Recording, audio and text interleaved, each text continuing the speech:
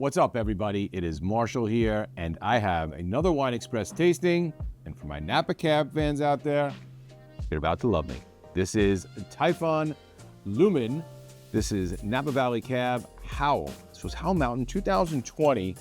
And Typhon Estates makes a few different lines of these Napa Cabs. There's an Oakville. They're located like in the area around that Oakville, and they have Atlas Peak. So every region has its own name, its own specific bottling here. And I'll be honest, they sell it on their website, and we had some samples, come our way. Not a whole lot of information on this wine, so we're kind of doing a little bit of a blind tasting here. I can tell you that it is 98% cab, which we love, and I can tell you that it smells like cab. I tasted it before, that's why I had this decanted. This is something that just felt like it could use little aeration. Young wine, young Napa Cab, not surprising.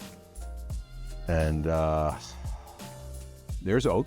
But I gotta say, it's not the first thing that jumps out of the glass, which on some of these bigger, Napa Cabs can be, right?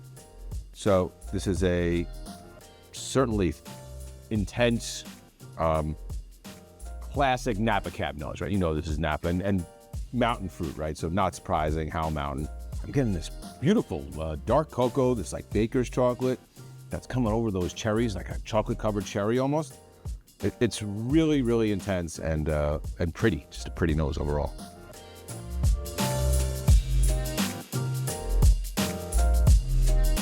So this is not a fruit bomb. So fruit bomb, these big, huge, massively opulent wines with tons of fruit, tons of oak. That is not this. This is a elegant style cab. Acidity, excellent, right? Holding everything together. These tannins are already softening.